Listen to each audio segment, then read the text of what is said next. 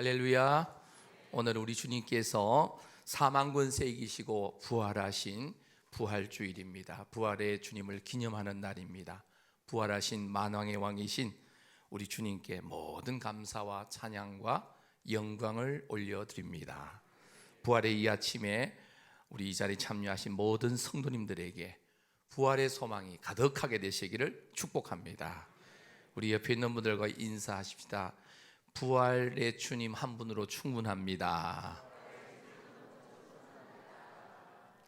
부활의 주님 한 분이면 우리는 아무 걱정할 필요 없습니다.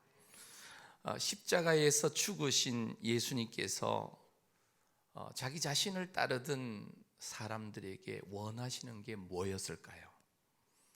내가 죽거든 장례를 좀 멋지게 좀 치러줄 수 있겠니? 그렇게 말씀하지 않으셨죠. 사실 장례는 이 죽은 자에게만 필요한데 예수님은 십자가에서 죽기는 죽으셨지만 곧 부활하신 예수님이기 때문에 장사 지내는 자체가 어쩌면 헛된 일입니다. 물론 3일 동안 이 아리마대 요셉의 그 새로 판 무덤에서 장사되어 계셨지만 사실 곧 부활하신 예수님에게 장례는 그렇게 중요하지 않았다는 겁니다. 예수님께서 제자들에게 원하셨던 것은 정말 제자들이 주님의 말씀을 기억하면서 3일 만에 부활하실 것을 믿으면서 기다려 주기를 원하셨다는 거예요. 그런데 제자들은 어떻게 했습니까? 모두 두려워해서 예수님이 붙잡히고 나니까 다 도망친 거예요. 예수님을 따라다녔던 여인들은 예수님의 죽음을 보면서 충격도 받으면서 그저 슬픔만 하고 부활의 주님이 하셨던, 부활에 대한 주님이 하셨던 그 말씀을 전혀 기억하지 못하고 있는 겁니다. 결국 예수님의 부활 사건은 모든 인류의 불신앙적인 상태를 아주 여과 없이 그대로 보여준 사건이라고 할 수가 있겠습니다. 십자가에 달려 돌아가신 우리 주님은 평소 늘 말씀하신 대로 3일 만에 부활하셨습니다. 본문에 보면 예수님께서 부활하신 사실을 전혀 알지 못했던 이 막달라 마리아와 또 다른 마리아가 이른 새벽에 어디를 찾아갑니까? 무덤을 찾아가는 거예요. 오늘 본문 1절입니다. 안식일이 다 지나고 안식 후 첫날이 되려는 새벽에 막달라 마리아와 다른 마리아가 어디 갔다고요? 무덤을 보려고 갔대요. 여러분들 예수님의 말씀을 기억했다면 무덤을 보려고 가야 됩니까? 누구를 만나러 가야 됩니까? 예수님을 만나러 가야 되죠. 부활하신 주님을 만나러 가야 되죠. 근데 새벽에 여인들이 부활의 주님을 만나기 위해서 간 게 아니고 무덤을 보려고 갔다는 거예요. 오늘 부활의 주님, 부활의 주일에 이 자리에 오신 성도님들 예배를 드리는데 무덤을 보러 오신 거 아니잖아요. 부활의 주님을 영으로 만나게 되시기를 축복합니다. 우리 연합 찬양대가 예수님의 그 순환과 예수님의 그 부활을 아주 짧은 시간 한 30분 안에 이렇게 찬양으로 잘 이렇게 표현을 해 주셨습니다. 예수님의 그 순환과 부활에 대한 설교 말씀을 다 들은 것과 똑같아요. 자, 오늘 우리 이 찬양대뿐만 아니라 우리 모든 우리 성도님들이 무덤을 보려고 이 자리에 오지 않았어요. 부활하신 주님, 지금도 살아계시면서 나를 만나기를 원하시는 그 주님, 그 주님을 말씀을 통하여 예배를 통하여 만나게 되시기를 축복합니다. 전 세계 모든 어떤 이 성자와 성현들은 죽은 이후에 무덤을 화려하게 다 남깁니다. 그런데 이 부활하신 만왕의 왕이신 예수님은 무덤을 남기긴 남기셨는데 빈 무덤을 남기셨어요. 빈 무덤. 예수님의 빈 무덤이 무엇보다도 부활의 증거이자 부활의 시작점이 됩니다. 그런데 예수님의 부활하심을 믿지 못했으니까 이 막달라 마리아와 다른 마리아가 무덤을 보러 간 거예요. 사실 예수님의 무덤을 찾아온 것은 부활을 믿고 기대하면서가 아니었다는 거죠.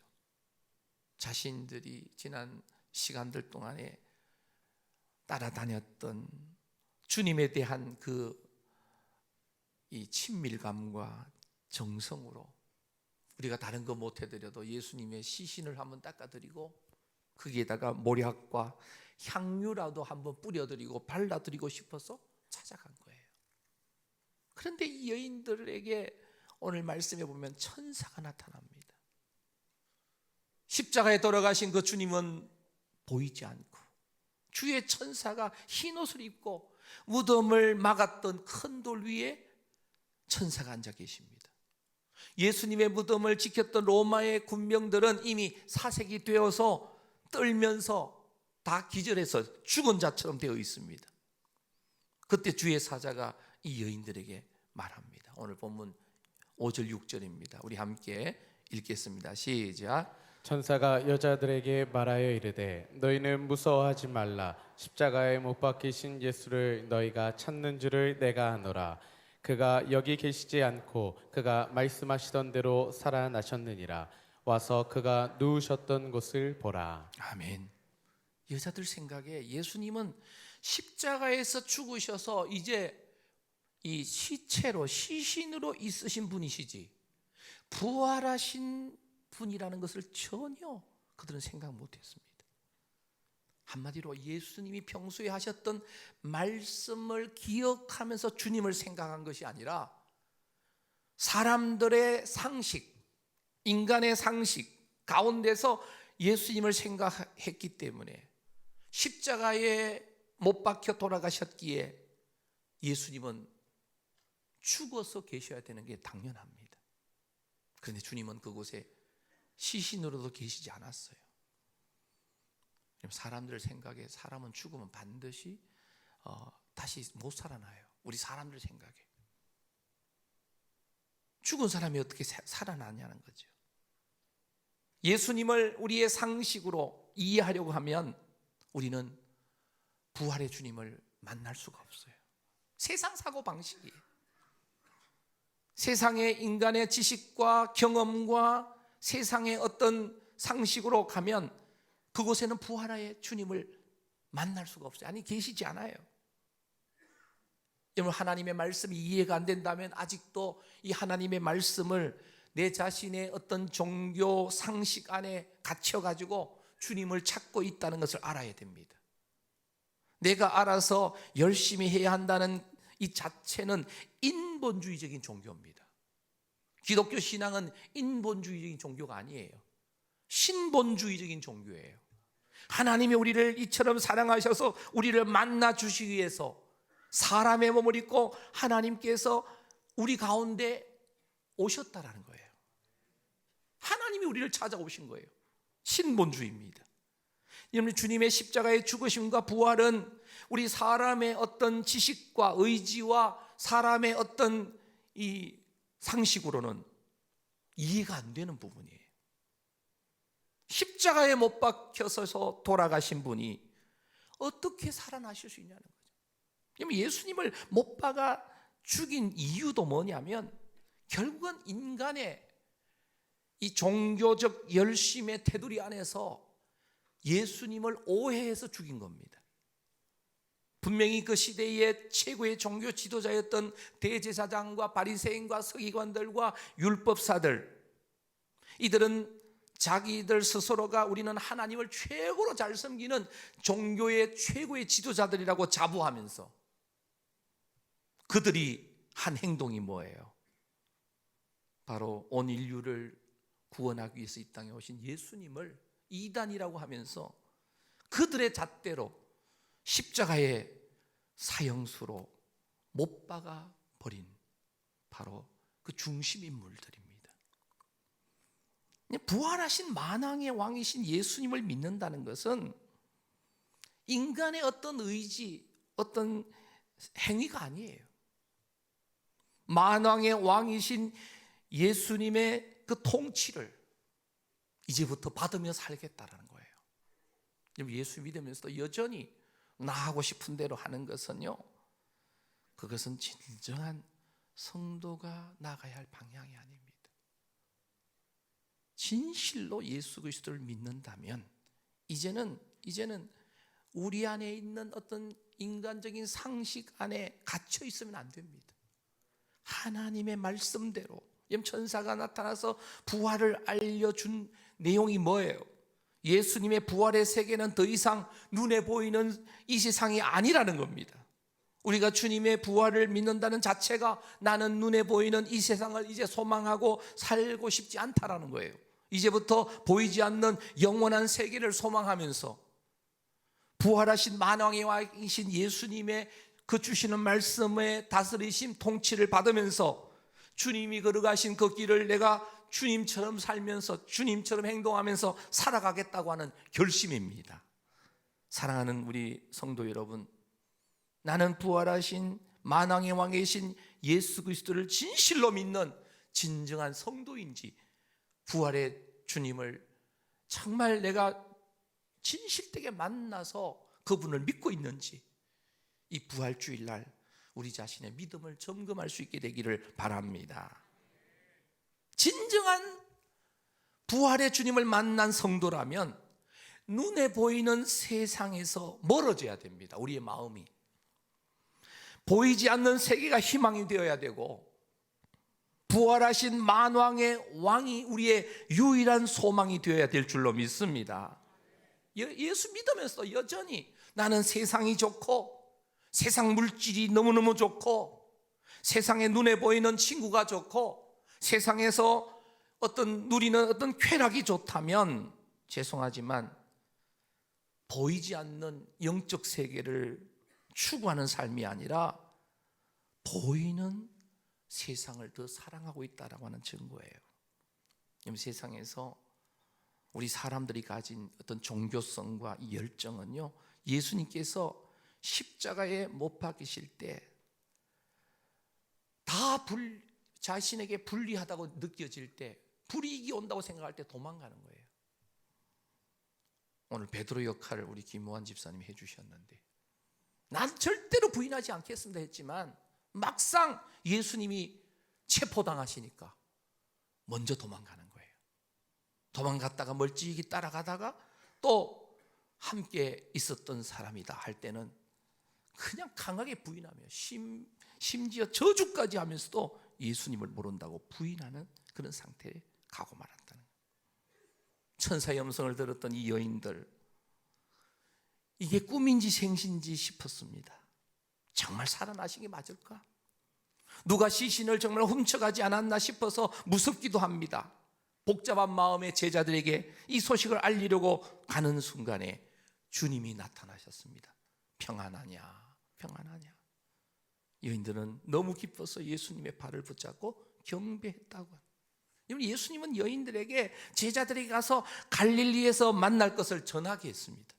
여인들은 너무나 기뻐서 제자들에게 예수님의 부활의 소식을 전했고, 그렇게 시작된 부활의 그 메시지가 시간과 공간과 시대와 역사를 뛰어넘어서 2000년이 지난 오늘 우리에게까지 부활의 기쁜 소식이 전해온 줄로 믿습니다.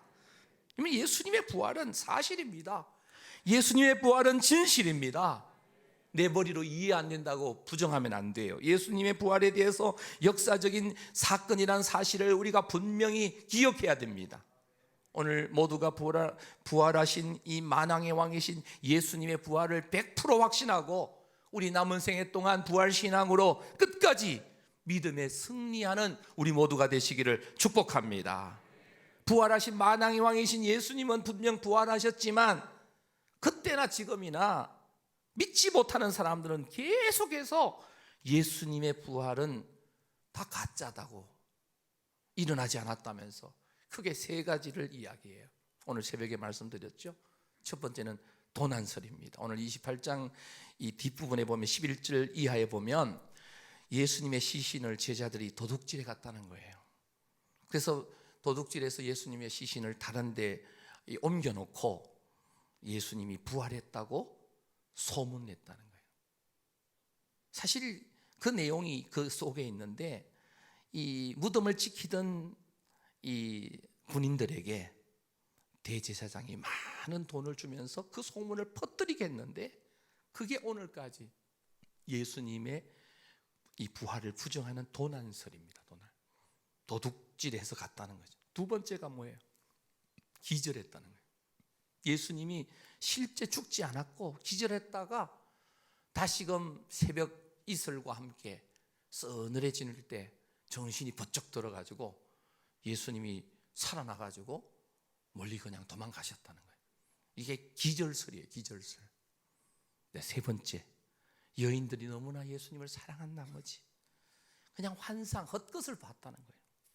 그럼 이 세 가지의 크게 세상 사람들이 주장하는 이 세 가지의 이 부정하는 이야기들은 말도 안 되는 이야기들입니다. 군병들이 교대하면서 철통 경비를 했는데 예수님이 십자가에 못 박혀 돌아가시고 잡혀가실 때 겁이 나서 도망갔던 12제자가 목숨 걸고 와서 돌아가신 예수님의 시체를 훔치겠다고 무덤에 와서 그들이 했을 리가 없죠. 베드로가 얼마나 멀리 도망갔어요. 3번씩이나 부인하면서 도망갔잖아요. 돌아와서 예수님의 시체를 훔쳐서 살아났다라고 거짓말할 정도로 그들의 모습이 무모하지 않다는 거죠. 두 번째, 기절했다는 말이 안 되죠. 왜 기절한 게 말이 안 되냐? 예수님은 철저하게 이 세 개의 못으로 박혔을 뿐만 아니라 머리에는 가시관 쓰셨고 또 채찍을 너무 많이 맞으셨고 아리마대 요셉이 예수님의 시체를 달라고 할 때 빌라도가 백부장을 불러서 확실하게 예수님이 운명하셨는지를 확인합니다.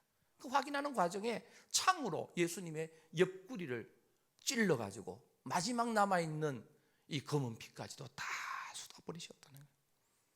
확인했다는 거예요. 백부장이 확인했다는 거예요. 죽은 것을 확인하고 아리마대 요셉에게 예수님의 시신을 내어주도록 했다는 거예요. 그리고 여인들이 환상, 헛것을 본 것을 부활한 것으로 소문냈다면 지금 2000년이 지난 지금까지 환상 보고 헛것 본 것을 지금까지 우리가 믿은 게 돼요. 어쨌든 간에 이 세 가지 설은 말도 안 되는 거예요. 예수님은 죽으신 몸 그대로 다시 부활하셨습니다. 할렐루야. 그래서 의심 많은 제자들에게 도마에게 못자국 난 손과 창자국 난 옆구리를 보여주셨고요. 예수님은 이 상처의 흔적이 그대로 있는 채로 육이 살아나셔서 그리고 이 음식도 드셨다라고 성경은 이야기합니다. 그리고 신령한 몸으로 부활하셨어요. 시간과 공간을 뛰어넘는, 제자들이 두려워서 방문을 꼭꼭 잠그고 있는데 예수님이 그 안에 들어와 계시는 거예요. 어떻게 들어오셨어요? 문으로 들어오신 게 아니고 그냥 벽을 뚫고 들어오셨어요. 혹시 오늘 예배 드리러 오시는데 문으로 안 들어오시고 지붕에서 내려오셨거나 이리로 오신 분 계시면 그분은 사람이 아니문이다. 예수님은 완전한 몸, 신령한 몸, 변화된 몸으로 부활하셨기 때문에 시공의 제약을 받지 않아요. 우리도 우리 주님 재림하실 때에 완전한 몸, 변화된 몸, 신령한 몸으로 변화되어서 영원한 저 천국으로 입성하게 될 줄로 믿습니다. 그래서 예수님의 부활이 실제라고 하는 사실이에요. 실제. 역사적 사건이 정확하다는 것은 이미 2000년 기독교 역사 속에 거의 증명이 되어가고 있습니다. 일관된 성경의 기록이 있습니다. 여러분, 성경의 구약 성경은 오실 메시아에 대해서 이야기한다면 신약은 오신 메시아 그리고 다시 오실 메시아 예수님에 대해서 기록을 하고 있지요. 여러분, 사복음서는 예수님의 그 모든 행적 생애를 사복음서는 이 동서남북에서 비추어 줍니다. 마태복음, 마가복음, 누가복음, 요한복음. 그리고 사도행전부터는 부활하신 예수님이 제자들을 통하여 사도들을 통하여 어떠한 역사를 이루시는가를 성령님을 보내주셔서 어떻게 이루어 가시는지를 기록하면서 신약 성경 전체가 이 사도 바울 서신을 비롯한 성경 신약 성경 전체가 만약에 예수님의 부활이 가짜라면 성경 자체가 쓰여질 수가 없는 성경의 존재 자체가 신약 성경 존재 자체가 인정이 되지 않을 정도입니다. 그리고 한 가지 확실한 것은 180도로 달라진 제자들의 태도입니다. 도망갔던 베드로, 여러분들 다시금 예수님, 부활하신 예수님을 만나고 갈릴리 바닷가에서 요한의 아들 시몬아, 네가 나를 사랑하느냐 3번 질문 받으시고 내 양을 먹이고 내 양을 치라는 그 말씀을 듣고는 이제 베드로가 오순절 성령의 강림 사건과 함께 놀라운 증인의 역할을 감당합니다. 사도행전 2장 32절입니다. 이 예수를 하나님이 살리신지라 우리가 다 이 일에 뭐가 됐다고요? 증인이로다. 베드로만 그랬습니까? 사도행전 4장 10절에 보면 너희가 모든 이스라엘 백성들은 알라 너희가 십자가에 못 박고 하나님이 죽은 자 가운데서 살리신 나사렛 예수 그리스도의 이름으로 이 사람이 건강하게 되어 너희 앞에 섰느니라. 베드로뿐만 아니죠. 야고보도 안드레도 요한도 바돌로메도 의심 많은 도마도 12제자 모두가 예수님의 부활을 증거하다가 순교당했습니다. 여러분들 도망갔던 제자들이 어떻게 한꺼번에 다시 돌아와서 목숨 부지하기 위해서 숨었던 그들이 일평생 목숨을 다 내어놓고 순교의 제물이 되면서 부활의 증인으로 십자가를 전하며 예수님을 전하면서 일생을 바칠 수가 있단 말입니까? 특별히 사도 바울 신약 성경을 13곳이나 기록했던 13권이나 기록했던 이 사도 바울이 원래 어떤 사람입니까? 종교적 열심으로 유대교의 열심을 가졌던 그 하나님을 믿었지만 예수 믿는 사람들은 이단이라 해서 다 잡아 죽이던 일을 감당하던 그가 다메섹으로 가는 길에서 부활하신 예수님을 만나게 됩니다. 그리고 나서 완전 180도 바뀌어져서 복음의 전달자로 자신의 목을 내놓는 그런 일생을 사도 바울이 살았다는 거예요. 사랑하는 우리 성도님 여러분, 예수님의 부활은 역사적 사건이고 분명히 우리 마음속에 이미 부활신앙으로 또 부활의 영으로 성령님을 보내주셔서 우리에게 믿게 해주신 부활의 영이신 줄로 믿습니다. 그래서 우리 성도님들은 세상 사람들이 뭐 부활에 대해서 조롱을 하고 비방을 하고 무슨 소리를 해도 상관이 없습니다. 중요한 것은 오늘 내가 예수를 믿는다고 하는 우리들이 부활하신 만왕의 왕이신 예수님을 진실되게 믿고 있는지 날마다 확인하면서 부활신앙으로 승리하며 살아가게 되시기를 축복합니다. 특별히 부활하신 만왕의 왕이신 예수님을 진실되게 믿는다면 이제는 인간적인 사고방식, 지식, 경험 다 내려놓고 성경 말씀이 내게 일러주는 대로 순종하며 살아가야 됩니다. 다시 말하면 하나님의 통치를 받으며 살아야 돼요. 우리 주인 되시는 만왕의 왕 되시는 예수님의 가르침을 따라서 순종하며 나아가는 우리 모두가 되시기를 축복합니다. 그래서 부활하신 만왕의 왕이신 예수님을 믿는 자의 삶이 첫째는 죽음을 극복하며 살아야 됩니다. 죽음을 극복하며. 예수 믿는 사람들은 죽음은 신령한 천국으로 들어가는 관문일 뿐입니다. 그래서 부활신앙을 가진 자는 반드시 이 죽음 문제를 극복한 사람들이에요. 부활신앙으로 죽음도 불사하는 우리 성도님들의 삶이 꼭 되어지기를 축복합니다. 그리고 하나님의 통치를 받으며 예수님의 통치를 받으면서 성경의 가르침대로 예수님이 걸어가신 그 십자가의 길을 한 발자국 한 발자국 따라가면서 어떠한 환경 속에서도 절망하지 말고 주님께 다 맡기고 사시는 우리 모든 성도님들이 되시기를 축복합니다. 부활하신 주님을 믿는 자의 삶은 삶에서부터 살아계신 예수님의 모습이 보여야 됩니다. 나는 예수님을 본 적이 없지만 집사님을 보니까 성도님을 보니까 나는 예수님 만난 것 같아요 라고 소리를 들어야 됩니다. 예수님은 부활하신 만왕의 왕이십니다. 영원히 지금도 살아계십니다. 그래서 우리의 유일한 참된 소망이 되십니다. 부활하신 만왕의 왕이신 예수님을 끝까지 믿고 믿음으로 달려가게 되시기를 축복합니다. 사망을 패배시킨 예수님이야말로 우리의 인생의 진정한 부활하신 만왕의 왕이십니다. 이 열방에다가 부활하신 만왕의 왕이신 주님을 마음껏 전하면서 증인되는 삶으로 살아가는 우리 성우교회 모든 성도님들이 되시기를 주님의 이름으로 축원합니다. 때를 얻든지 못 얻든지 계속해서 우리 삶의 현장에서 부활하신 만왕의 왕을 전할 수 있는 삶을 사는 우리 성우교회 모든 가족들이기를 주님의 이름으로 축복합니다.